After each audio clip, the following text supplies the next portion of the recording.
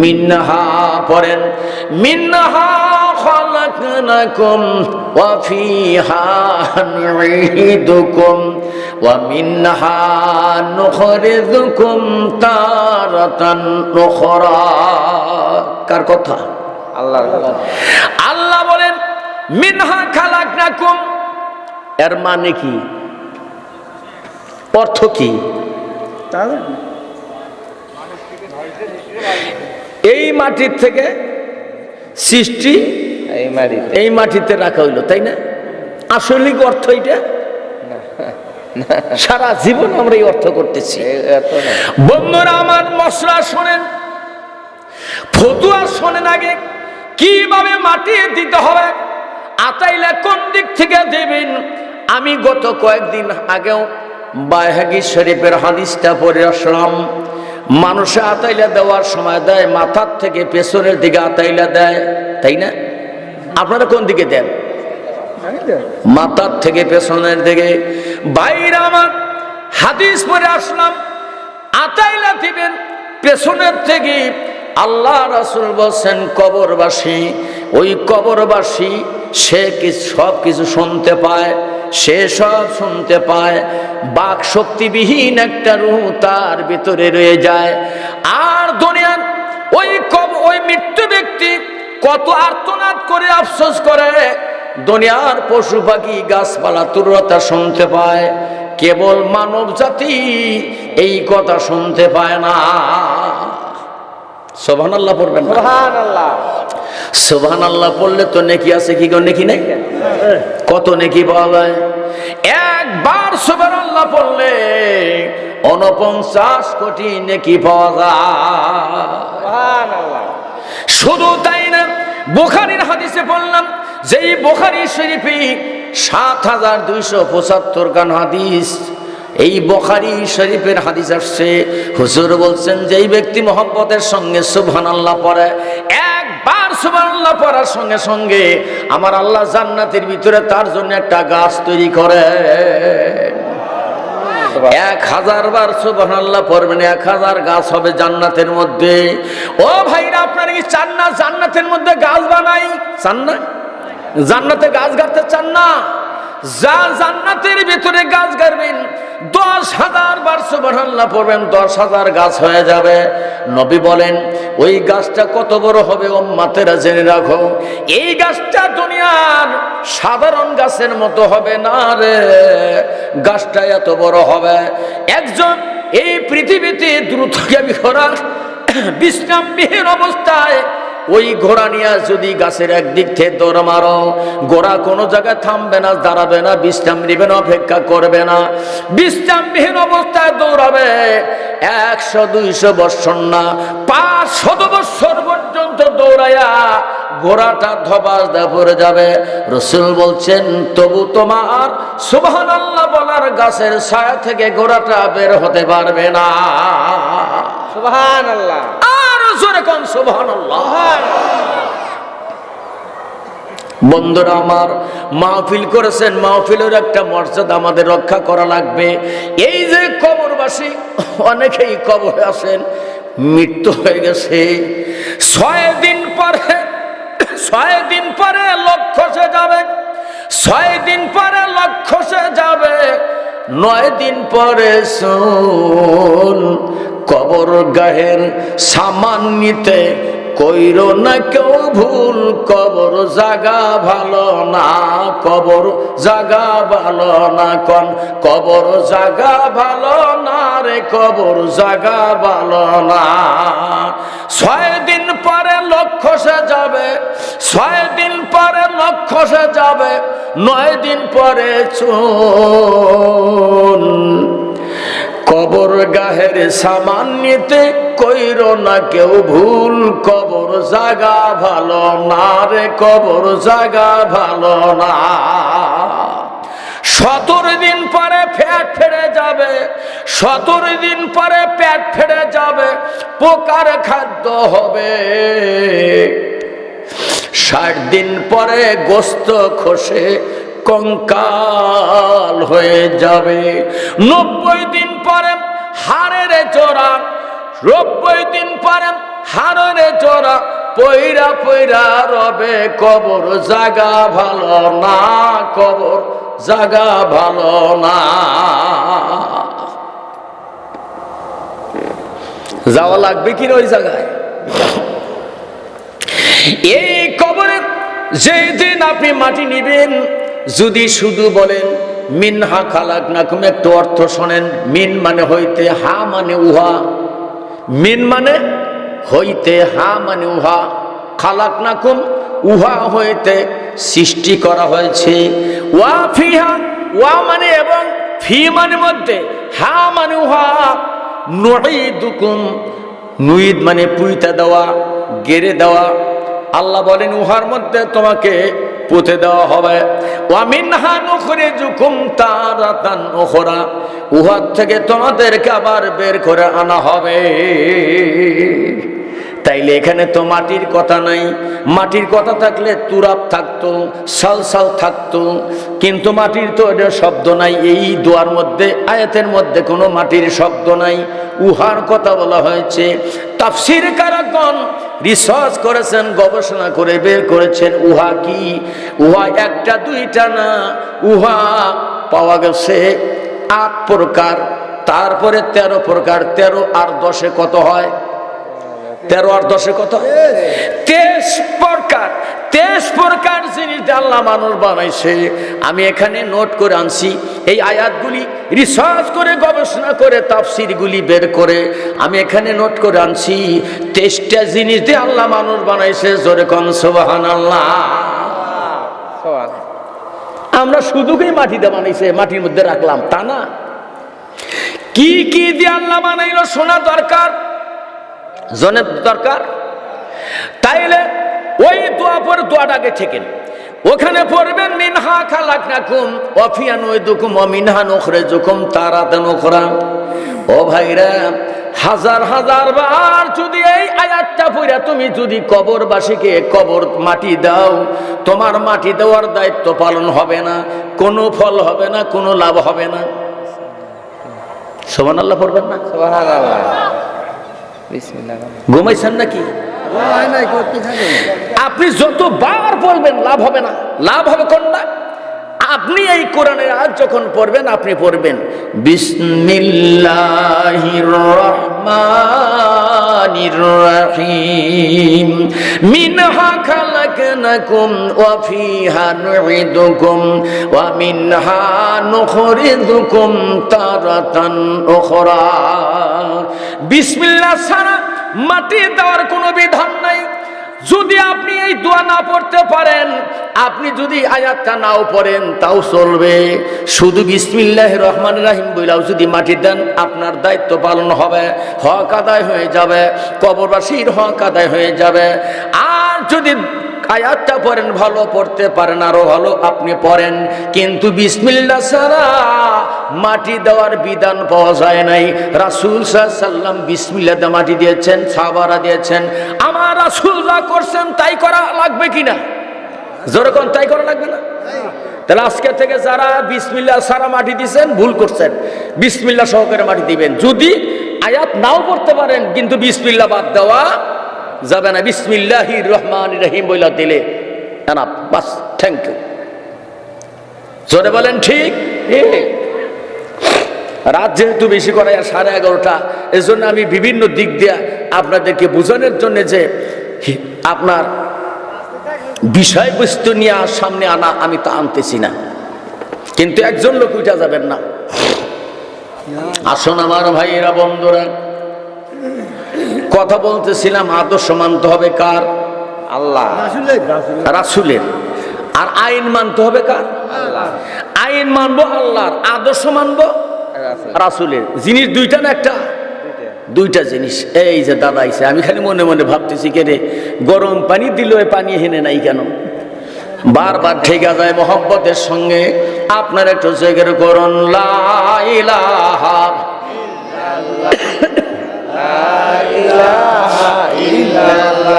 লা ইলাহা ইল্লাল্লাহ, লা ইলাহা ইল্লাল্লাহ, লা ইলাহা ইল্লাল্লাহ, লা থামেন থামেন, ইঞ্জিন বসে গেছে, জোরে কেন কি হচ্ছে, বসে গেছে। প্লান্সারে তেল মানে না, লজেনে তেল মারে না, স্টার্ট দিলি কেউ থাই না যায়। এর মানে ওয়ার্লিং হয় নাই, ভালো ওয়ার্লিং হয় নাই। তাইলে ওয়ার্লিংটা ভালো করে করেন। আমরা ইসলাম সহজে পাই না, ইসলাম পেয়েছি কষ্টের মাধ্যমে, ঠিক কিনা? রক্তের বিনিময়ে, জানের বিনিময়ে ইসলাম পেয়েছি। আজও ইসলামের বিরুদ্ধে বাধা আছে কি গণ আছে না? আছে কিনা? আজ ইসলামের বিরুদ্ধে বাধা আছে। আমি হাদিস খানা না বললে বুঝবেন না। আন আলী রাদিয়াল্লাহু তাআলা আন ক্বাল রাসূলুল্লাহ সাল্লাল্লাহু আলাইহি ওয়াসাল্লাম ইউসিকু আয়াতি আলান নাসি জামানুন লা ইয়াবকা মিনাল ইসলামি ইল্লা ইসমুহু ওয়ালা ইয়াবকা মিনাল কুরআনি ইল্লা রুসমুহু মাসাজিদুহুম আমিরাতুন ওয়া হিয়া খারাবুম মিনাল হুদা। জোরে কোন আল্লাহু আকবার। আল্লাহু আকবার। হাদিস মানেন তো? মানে কোরআন মানেন আপনারা? মানে সবাই মানেন? মানে কারা কারা মানে হাত উঁচু করে দেখান তো একটু। হ্যাঁ, সবাই হাত উঁচু করেন। যার হাত উঠবেন ওই হাতে পেরার ইসিস লাগলে আমি দায়ী না। লিল্লাহি তাকবীর, নারায়ে তাকবীর। দিন ইসলাম, দিন ইসলাম। ইসলাম ছাড়া অন্য কিছু মানি না, মানবো না। ইসলাম ছাড়া অন্য কিছু। আমার নেতা, তোমার নেতা, আল কোরআনের আলো ঘরে ঘরে তো থুইয়াই দিছেন। ঘরে কোরআন আছে, বেনামাজি হইয়া রয়েছে। ঘরে কোরআন আছে, ওই ঘরে ব্যাপারটাও রয়েছে। ঘরে কোরআন আছে, ওই ঘরে সুদ ঘুষ আছে। ওই বাড়িতে কোরআন আছে, ওই বাড়িতে গাঁজা মদ বিড়ি তামুক একেবারে ধুমা ছুটাইতেছে। আছে কিনা কন? তাহলে কোরআন বাড়িতে রেখে কোনো লাভ হয়েছে? হ্যাঁ, ওইটা দূর করতে হলে এই ওয়াজ কইরে আর দেশে কাম হইতেছে না। ওয়াজ কি বাংলাদেশে কম আছে? কোরআন কি কম আছে? মাদ্রাসা কম আছে? মাদ্রাসা গ্রামে গ্রামে মাদ্রাসা হইতেছে, আরো হবে। বাড়ি বাড়ি মাদ্রাসা তুলবো, কিন্তু সুদ বন্ধ হয় নাই একটাও, ঘুষ বন্ধ হয় নাই, বেনামাজি মুক্ত হয় নাই, বেরোজাদার মুক্ত হয় নাই, বেপরদা মুক্ত হয় নাই, পরের হক বন্ধ মুক্ত হয় নাই, জমি বেদখল মুক্ত হয় নাই। পাজা পাজা বোঝা বোঝা মানুষের হক মাইরা খায়া মসজিদে দেখো রব্বানা জালামনা, আল্লাহ তুমি দেখলা না, ফেরেশতার কাছে শীষ বদমাইশ তার পাছায় না মাইরা ছাড়ব না। কথা ঠিক কিনা?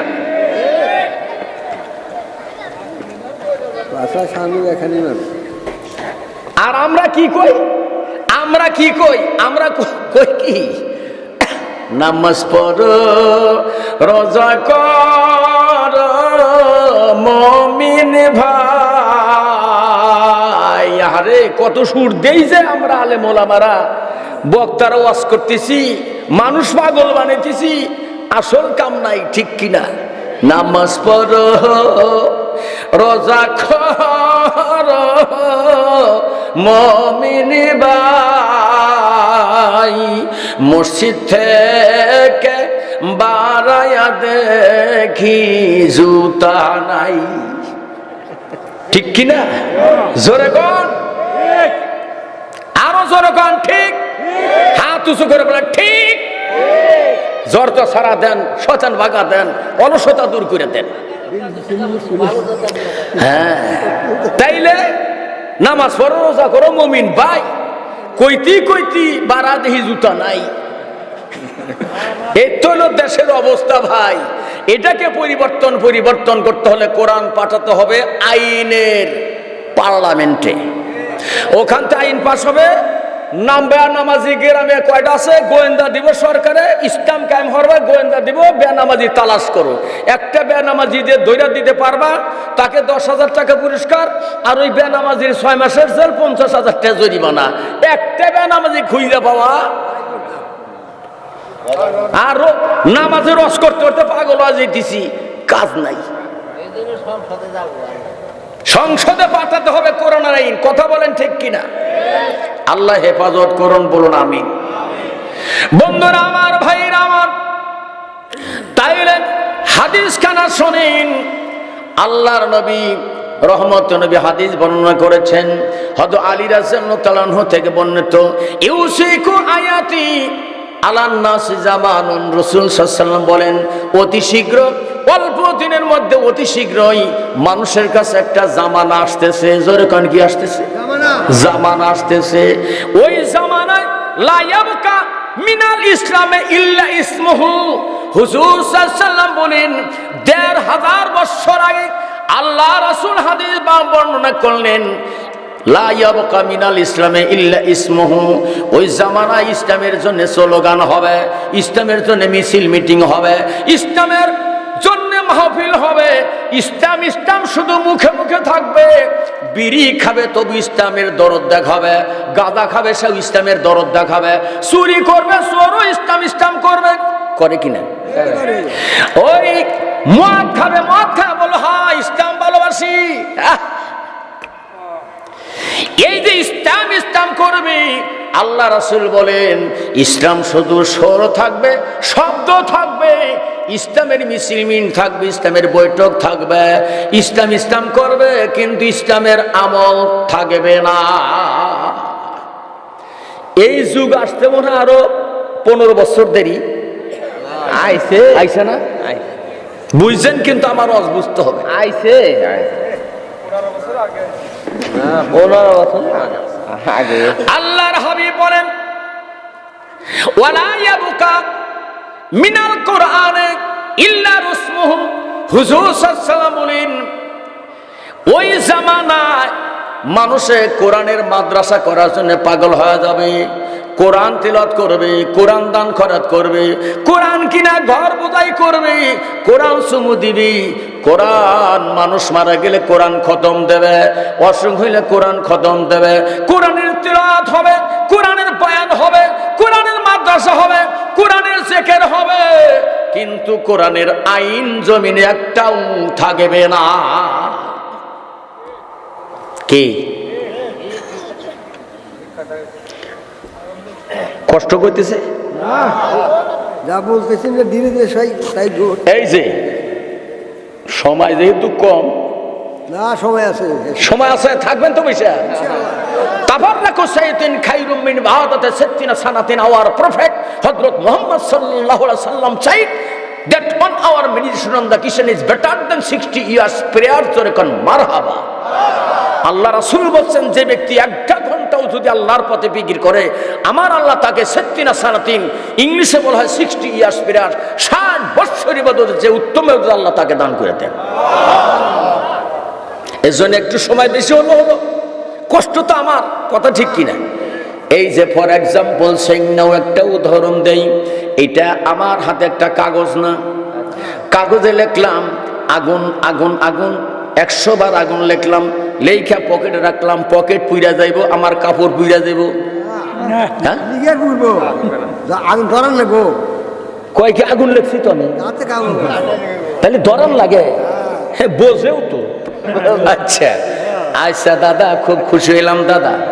তাইলে আমি আবার এই পৃষ্ঠায় লিখলাম রসগোল্লা চমচম, পানি দেওয়া খিনমন লালমন, দই খই লিখলাম, রসগোল্লা লিখলাম টাঙ্গালের চমচম, টাঙ্গালের রসগোল্লা, লেখা লেখা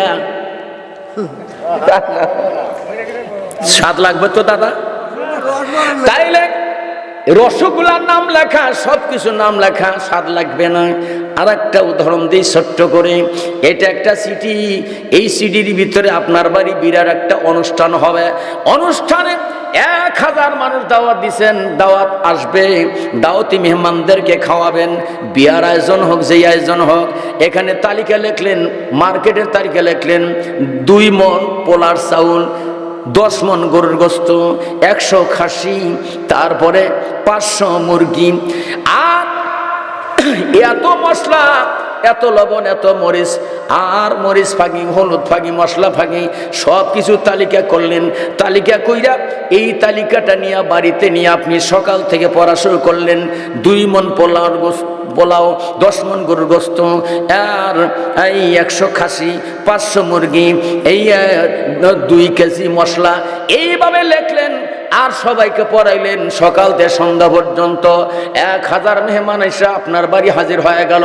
আপনি প্রত্যেকটা মেহমানকে বললেন এই সিডি আপনি পড়েন। সব মেহমান পড়লো, তাতে অনুষ্ঠান চললো। হ্যাঁ? কয় কি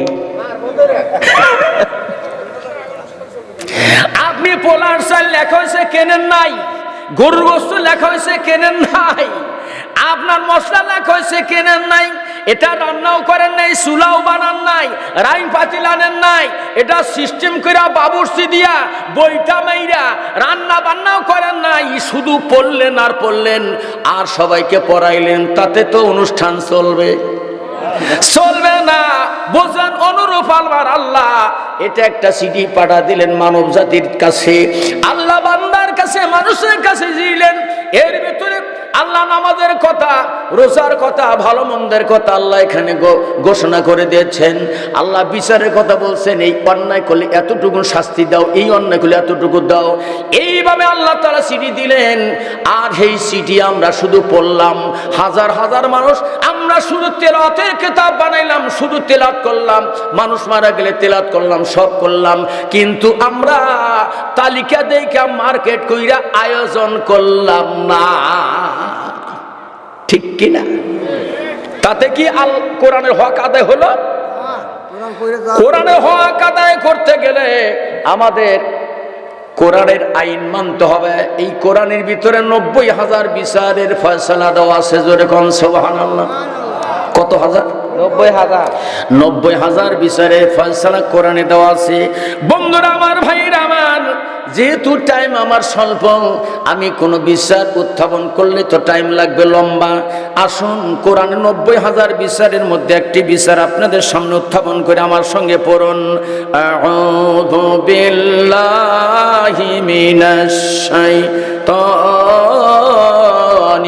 রাজিম। বিসমিল্লাহির রাহমানির রাহিম। ইউসিকুমুল্লাহু ফি আওলাদিকুম লিয-যাকারি মিসলু হাজ্জিল উনসাইয়্যিন। আল্লাহু আকবার। ছোট্ট একটা আয়াতের অংশ নিয়ে আজকের আলোচনা শেষ করব ইনশাআল্লাহ। ভাইরা আমার, কোরআনের একটা হরফে 10 থেকে 700 করে নেকি আল্লাহ তার বান্দার আমলে দিয়ে দেন। এই মাহফিল লক্ষ লক্ষ ফেরেশতারা উপস্থিত। জোরে কোন আলহামদুলিল্লাহ।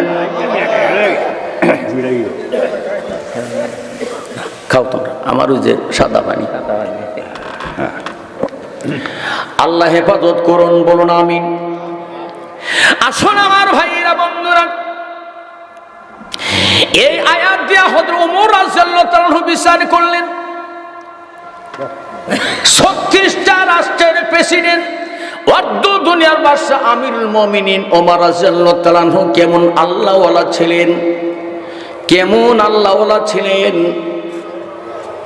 যেই দিন ওমর রাদিয়াল্লাহু তাআলা মসজিদে নবীর সামনে এসে দাঁড়ায় গেলেন, লোকদের সামনে এবার উপদেশ দেন, বক্তব্য দিতেছেন, হঠাৎ করে ভূমিকম্প। এই যে কয়েকদিন আগে ভূমিকম্প গেল না, বাংলাদেশেও ভূমিকম্প হয়ে গেল। এই ভূমিকম্প শুরু হয়ে গেছে। এই ভূমিকম্প যদি আরো একটু আকার বড় হয়ে যায়, শক্তিশালী হয়ে আসে, বাংলার ঢাকার কোন বিল্ডিং টিকে থাকতে পারবে না। আল্লাহ ইচ্ছা করলে পারে না? জোরে কোন পারে কিনা? আল্লাহ ক্ষমতার মালিক। ক্ষমতার মালিক কে? হায়াতের মালিক আল্লাহ, মৌতের মালিক, ধনী করার মালিক, গরিব করার মালিক, চুরি করানোর মালিক। হ্যাঁ, একটু ইন্টারভিউ নিলাম যে দেমাগ ঠিক আছে কিনা। চুরি করায় শয়তানে, জোরে কোন বিষয়। তাহলে মালিক হলো আমাদের আল্লাহ। সেই আল্লাহ ক্ষমতার মালিক। ইন্নাল কুওয়াতা লিল্লাহি জামিয়া। সমস্ত শক্তির উৎস হলো আল্লাহ। জোরে কোন সুবহানাল্লাহ। সব শক্তির উৎস কে? আল্লাহ রাব্বুল আলামিন। বন্ধুরা আমার, ভাইরা আমার, হযরত ওমর রাদিয়াল্লাহু তাআলা আনহু যখন মসজিদে নববীর সামনে দাঁড়ানো, ভূমিকম্প শুরু হলো, মাটি কাঁপে। হযরত ওমর হাতে ছিল লাঠি, লাঠি দিয়ে অমনি মদিনার মাটির উপরে থাম, মাটি থাম, সঙ্গে সঙ্গে থেমে গেছে। জোরে কোন সুবহানাল্লাহ। ঘূর্ণিঝড় টমেটো ঘূর্ণিঝড় অন্ধকার হয়ে আসতেছে মদিনার। ওই বস্তির লোকেরা দৌড়াদৌড়ি করে কাঁদতে কাঁদতে আসে ওমরের কাছে, আমিরুল মুমিনিন, আমাদের বস্তিতে টর্নেডো ঘূর্ণিঝড় আক্রমণ করলে, আঘাত করলে আমাদের এই বাড়িঘর থাকবে না, আমাদের তাঁবুগুলি থাকবে না, আমরা কি করবে এখন, উপায়টা কি? দেখেন কালো কুটকুট হয়ে ঘূর্ণিঝড় টর্নেডো আসতেছে। হযরতে ওমর ফারুক রাদিয়াল্লাহু তাআলা আনহু ওই সময় মদিনার ওই বস্তির লোকদেরকে ডেকে বলল, তোমরা ভয় করো না, চিন্তা করো না, লা তাখাফ, তোমাদের কোনো ভয় নাই, চিন্তা করো না। মদিনাতে ঘূর্ণিঝড় টর্নেডো আসলে আমি ওমরের অনুমতি ছাড়া আসতে পারবে না। কেমন প্রেসিডেন্ট ছিলেন! হযরত ওমর রাদিয়াল্লাহু তাআলা বলছেন, আমার অনুমতি ছাড়া আসবে না, থামো। দৌড়ালেন পাহাড়ের উপরে। হযরত ওমর পাহাড়ের উপরে উঠলেন, হাত উঁচু করলেন আর বললেন, হে ঘূর্ণিঝড় টর্নেডো, মদিনা আসা যাবে না, কোনো বস্তিতে আক্রমণ করা যাবে না। এক পাহাড় থেকে আর এক পাহাড়ে উঠে যাইতেছে, আঙ্গুল ইশারা করে যাইতেছে। এইভাবে দৌড়াইয়া দৌড়াইয়া এক পাহাড় থেকে আর এক পাহাড়, আর এক পাহাড় থেকে আর এক পাহাড়ে যায়া আঙ্গুল ইশারা করে দেখা দিল, যাও এই দিকটা মরুভূমির মধ্যে, দিবান্তরে যাও, পাহাড়ের মধ্যে যাও, যেখানে বাড়িঘর নাই। আজ পর্যন্ত যেই দিন ১,৫০০ বছর আগে হযরত ওমর আঙ্গুলের ইশারা করে ঘূর্ণিঝড় টর্নেডো ফিরিয়ে দিলেন মরুভূমির পাথারের মধ্যে, আজ পর্যন্ত মদিনাতে ঘূর্ণিঝড় টর্নেডো হয় নাই, কিয়ামত পর্যন্ত হবে না। আল্লাহওয়ালা যারা, আল্লাহকে হাসিল করছে যারা, আল্লাহ তাদের আপন হয়ে গেছে। যা আল্লাহকে বলে তাই আল্লাহ শুনে, কথা বলেন ঠিক কিনা? বন্ধুরা আমার, ভাইরা আমার, তাই আপনাদের সকলকে বলছি, হযরত ওমর এত বড় হলো, আল্লাহওয়ালা হলো কি করে? আমার নবীর আদর্শ মানার কারণে, কথা বলেন ঠিক কিনা? হযরত ওমর রাদিয়াল্লাহু তাআলা আনহুর জামানায় 350 মাইল দূরের থেকে, কত মাইল? 350 মাইল দূরে থেকে একটা যুবক এবার উট সাজায় আসতেছে।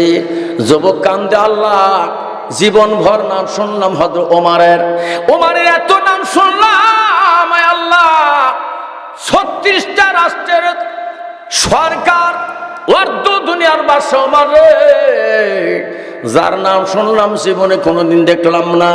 এই যুবক কান্দা কেইটা আল্লাহর কাছে দোয়া কইরা একটা উটের উপর আরোহণ করলো। আমি যাব মদিনায়। 350 মাইল দূরের থেকে যুবকটা রওনা দিল মদিনায় যাওয়ার জন্যে। ওমরকে দেখবে, ওমরের সোহবত নেবে, ওমরের পাশে যাবে। সুবহানাল্লাহ। 350 মাইল দূরের থেকে রওনা দিল উট নিয়ে। আস্তে আস্তে 3 দিন চলে গেল, পেরেশানি হয়ে গেছে, উটটাও পেরেশানি হয়ে গেছে। দুপুর বেলা দ্বিপ্রহরে যুবকটা একটা গাছের নিচে সে চিন্তা ভাবনা করলো, একটু আরাম করি। ওই গাছের সঙ্গে উটটা বেঁধে নিল আর গাছের ছায়ায় তিনি শুয়ে পড়ল। যুবকটা ক্লান্তি, দুর্বল, যার কারণে ঘুমায় গেছে, বিভোরে ঘুমায় গেছে।